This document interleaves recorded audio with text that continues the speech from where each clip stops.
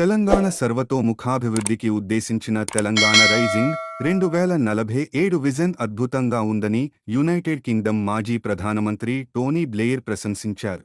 1997 నుంచి 2007 వరకు మధ్య 10 ఏళ్లపాటు యూకేకు ప్రధానమంత్రిగా, సుదీర్ఘకాలం ఇంగ్లాండ్ రాజకీయాల్లో క్రియాశీల పాత్ర పోషించిన టోనీ బ్లెయిర్ రాజకీయాల నుంచి తప్పుకున్న తర్వాత ప్రపంచవ్యాప్తంగా వివిధ దేశాల్లోని నాయకులకు విజన్, వ్యూహరచన, వాటి అమలుకు సహకరించాలనే ఉద్దేశంతో Tony Blair Institute for Global చేంజ్ను స్థాపించారు. భారత్ పర్యటనలో ఉన్న టోనీ బ్లెయిర్తో ఢిల్లీలో ముఖ్యమంత్రి రేవంత్ రెడ్డి గురువారం సమావేశమయ్యారు. ఈ సందర్భంగా తెలంగాణలో రైతులు, యువత, మహిళలు వంటి విభిన్న వర్గాల సామాజిక, ఆర్థిక అభివృద్ధికి ప్రాధాన్యత ఇస్తున్నట్లు సీఎం రేవంత్ రెడ్డి టోనీ బ్లెయిర్కు తెలియజేశారు. మానవ అభివృద్ధి సూచికల్లో అభివృద్ధికి ప్రత్యేక ప్రాధాన్యమివ్వనున్నట్లు వెల్లడించారు. పట్టణ శివారు, గ్రామీణ ప్రాంతాల వారీగా తాము అమలు చేయబోయే సూక్ష్మ ప్రణాళికను యూకే మాజీ ప్రధానమంత్రికి సీఎం తెలియజేశారు.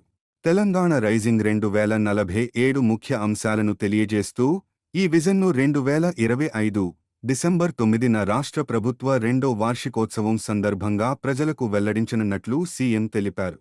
సుస్థిరాభివృద్ధి దిశగా ముఖ్యమంత్రి రేవంత్ రెడ్డి ప్రణాళిక ఉందని టోనీ బ్లెయిర్ ప్రశంసించారు. Bharat future city, young India skills university, young India sports university వంటి ప్రాజెక్టులపై టోనీ బ్లెయిర్ ఆసక్తి చూపారు. ఇరు నేతలు గంటకు పైగా సమావేశమైన అనంతరం తెలంగాణ రైజింగ్ విజన్ రూపకల్పన, అమలులో భాగస్వామ్యానికి తెలంగాణ ప్రభుత్వం, ఇన్స్టిట్యూట్ ఫర్ గ్లోబల్ చేంజ్ ప్రతినిధులు ఉద్దేశపత్రాన్ని పరస్పరం మార్చుకున్నారు. సమావేశంలో నీటిపారుదల మంత్రి ఎన్. ఉత్తమ్ కుమార్ రెడ్డి, ఎంపీలు మల్లు రవి, రఘువీర్ రెడ్డి, ఢిల్లీలో రాష్ట్ర ప్రభుత్వ ప్రత్యేక కార్యదర్శి ఏపీ జితేందర్ రెడ్డి, రాష్ట్ర పారిశ్రామిక, పెట్టుబడుల విభాగం సీఈఓ జయేష్ రంజన్, పారిశ్రామిక, వాణిజ్య విభాగం ప్రత్యేక కార్యదర్శి Vishnuvardhan Reddy, institute for global change ప్రతినిధులు పాల్గొన్నారు.